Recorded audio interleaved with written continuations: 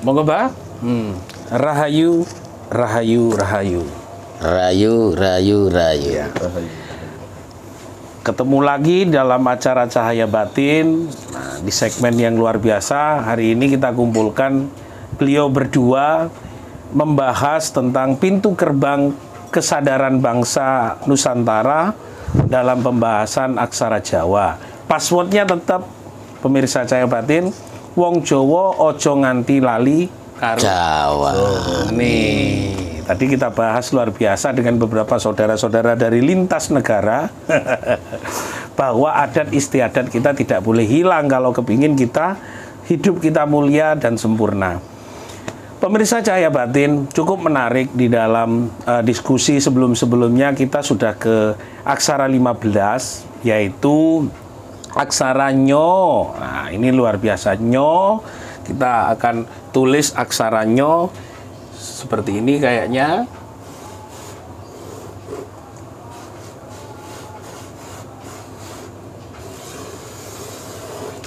Aksara yang ke-15.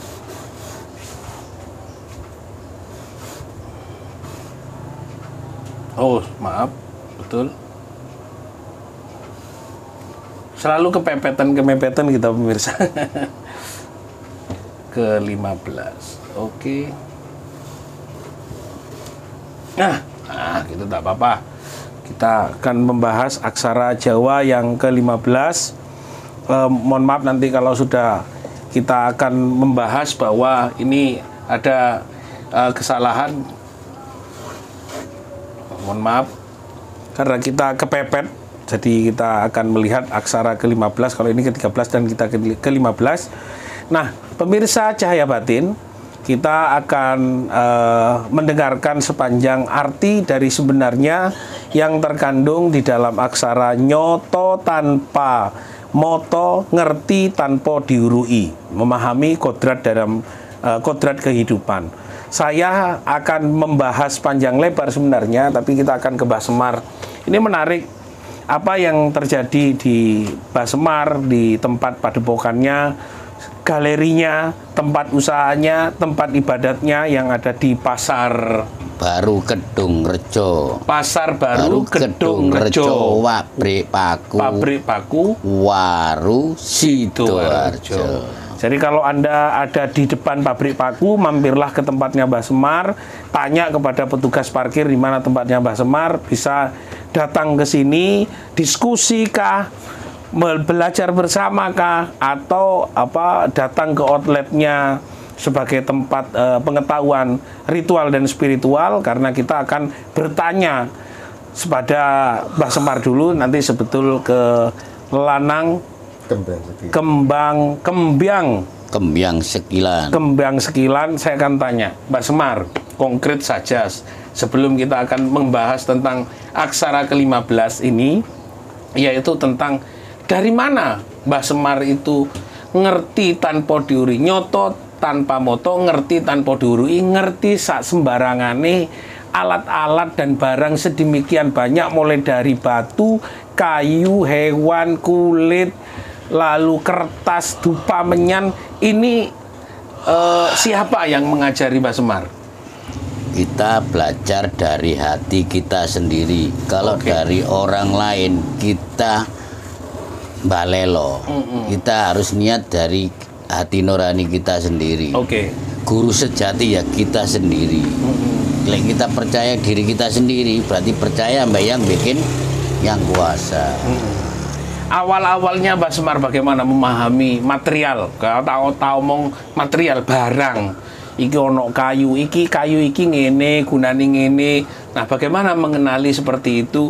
Karena memang sudah nyata di depan mata, tapi sampean ngerti juga tanpa harus juga menanyakan kepada banyak orang. Monggo, Pak. Kita memegang kita memegang suatu benda. Memegang benda apapun lah, kalau kita nit di hati kita berarti bahan itu punya nyon. Kalau gini kita nit itu apa, Pak? Nit kreket. Oh, greget. Ada greget berarti barang. Nit itu adalah greget. Nah, kalau sudah greget, nah berarti barang itu bertuan atau yang berkotam atau yang bernyoni. Bernyoni, ya. Berarti pada waktu itu Mbah Semar melihatnya seperti itu ya, dan sekaligus merasakan bahwa ada getarannya, ada nitnya, ada gregetnya. Sejak kapan Mbah Semar mempelajari, di tahun berapa sudah mulai mengenali setiap barang yang ada di dalam tempat panjenengan itu sudah memiliki nit? Tahun berapa Mbah? Belajarnya tahun 1987 sampai 2000. 87 sampai 2007. Perjalanan 20 tahun. Duh, kecil kali. Sampai berapa? 2007. Sampai 2007. Oke. Lalu bagaimana Mbah? 2007 ya? 2007, 20 tahun. 20 tahun. Perjalanan 20 tahun. Dari Gresik sampai Banyuwangi. Ya, dari Gresik sampai Banyuwangi. Ya. Tahunnya dari 1987 sampai 2007. Nah, ini saudara perjalanan yang cukup panjang dari Gresik nganti Banyuwangi. Ya. Bagaimana proses bimbingannya itu, jalan sendiri? Dari Gresik sampai Banyuwangi berjalan kaki tak tempuh satu bulan setengah. Perjalanannya pulang pergi 3 bulan. Saya belajar dari pondok pesantren kemana-mana. Saya tanya, saya belajar jadi guru, tidak diterima sama sekali. Dibilang saya orang gila. Betul, saya orang gila. Saya belajar ingin jadi guru, bukan jadi murid. Berhubung saya bilang dari abah saya diterima, saya tidak mau. Berarti krono abah saya diterima, saya tidak mau. Saya minta sendiri dari abahnya. Panjenengan pada waktu masih sugeng? Sudah meninggal tahun 97. Oh, tahun 1997. Dari 1997. Oke. Abah saya meninggal 1997. Ya. Abah panjenengan meninggal. Usianya 125. Usianya 125. 125. Maaf. Ini kita juga 20. Mbah Nyai Maksum nama abah saya. Mbah Nyai Maksum. Ya. Oke. Gresik ya Pak ya? Gresik. Oke. Sekarang sudah angkanya di situ. Nah, Ya. mulai setelah beliau Mas Tasik sugeng napa pun baru sampai melakukan perjalanan itu? Mulai perjalanan abah saya dari 1887 saya perjalanan. Ya. Dapat 10 tahun. Ya. Dapat 10 tahun abah saya sudah diambil yang kuasa. Saya disuruh abah saya, nanti cung engko kon lek lulus wani kon nuturi wong sak donya. Saya bilang berani. Tapi cung dicela ambek wong sak donya wani, dimungsi wong sak donya. Wani cung, wani. Tapi Pak, aku yo ngeyel. Tapi Pak, aku ngeyel. Tapi sing kuwasa magoib gak nyela aku, gak benci aku wani, Mbak. Jejekno lelaku saya. Akhirnya sampai di Banyuwangi, sampai balik lagi ke Gresik, butuh waktu sekitar 3 bulan. Jalan kaki. Ya. Jalan kaki selama 3 bulan bukan sesuatu yang enteng. Luar biasa. Itu untuk berproses menjadi nyoto tanpa moto, ngerti tanpa diuri. Saya kepada Mas Lanang Kembiang Sekilan. Nggak apa-apa, Bang. Pegang aja nggak apa-apa. Nah, Mas, ini saya akan bertanya kepada sampean. Perjalanan sampean sampai di umur 28. Ini mulai gelisah mundur berapa tahun? Mulai sampean gelisah dengan gaya hidup itu? 7 mulai tahun, gelisah. 21, mulai umur 21 atau mulai umur 20? Gelisah menjalani kehidupan yang sekarang. Ya itu waktu ibu saya kena itu penyakit Ya, itu. umur berapa itu? 18, 19, 20?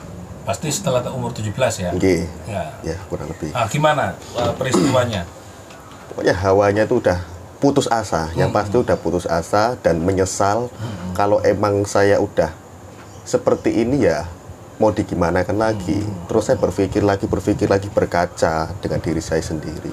Apa yang harus saya lakukan dan apa yang harus saya jalan. Dan akhirnya ya saya berpikir jernih dan ada suatu bisikan memang saya harus melakukan ini. Setelah ibu sampean sehat atau seperti apa? Setelah sehat. Tahun berapa itu ibu ngalami sehat? Ya 2017. Oke. 2017.